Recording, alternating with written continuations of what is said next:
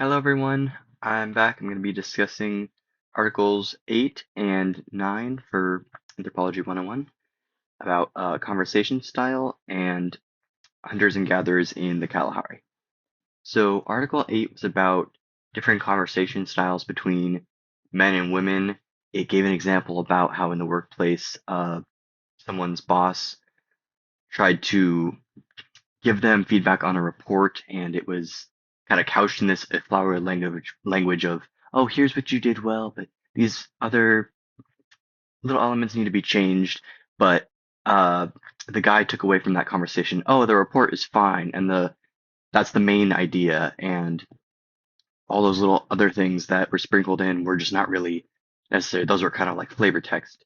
But what was really intended by the conversation was saying, hey, the report is not working and it needs to be changed, and these are the changes that need to be made. But because of the way it was presented, there was a miscommunication. I'm not entirely sure why this happens between men and women a lot. I can say that I've had a lot of similar experiences in my own personal life. I'm at home with my family right now, and that's a lot of communication problems we have. Happens to be, oh, I didn't realize you were these things you brought up were not like extras, but like the main point really. And so getting to kind of an outsider's perspective on that is very helpful. In more broad terms, the article also talked about social status between men and women and within their own individual groups. And that is something I have seen personally when I've been in some different groups. Uh, it's not always clear how it's going to be achieved. It's usually through um, like physical acts. I wouldn't say it's always that way, but in my personal experience, that's what it's been.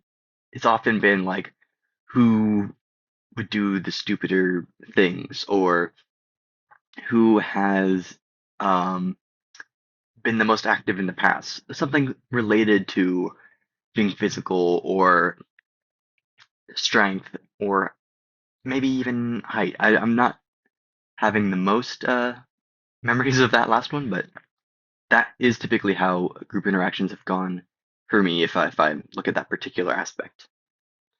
Moving on to Article 9, Hunters and Gatherers in the Kalahari. According to Lee, we perceive hunters and gatherers as barely scraping by. The reality that the article laid out is kind of the opposite. It says that most of their food primarily comes from the plants and stuff they're able to gather. I believe it said somewhere around two-thirds of their food. And that really kind of surprised me, honestly. I didn't expect that.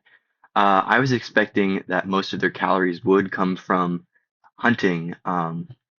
But it's interesting to see how in the article it describes, yeah, most of their food comes from things they just gather in the forest, and they don't even actually spend that much time actively working to get food. I think it was like 16 hours a week.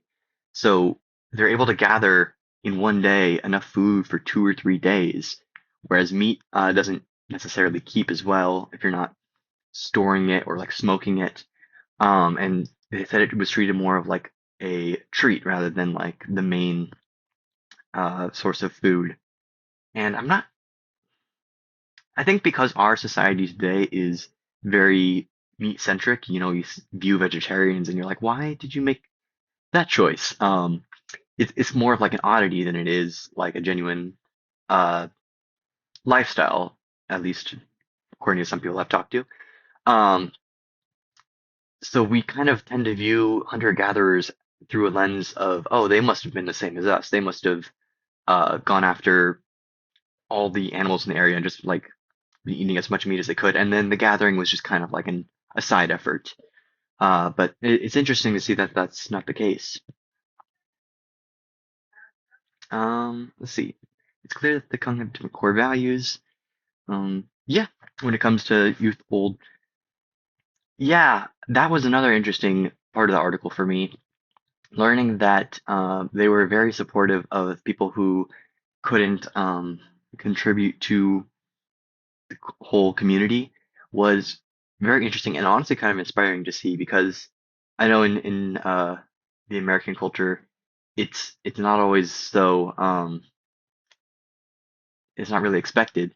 I know a lot of like older family members will often get put in homes or just kind of like where their care is relegated to someone else. And so people in our community don't really band together as much to support those who can't support themselves in a way that's it's honestly kind of sad, especially when given a comparison to the Kong people. And overall, yeah, I'd say this article 100% changed my opinion on hunter-gatherers. That piece that was added about how plant remains don't really stay in archaeological sites and how we might be drastically misrepresenting how much food they got based on like animal bones we find near sites was overall very interesting to me, and it just kind of made me reevaluate my whole stance on that. Anyway, thank you.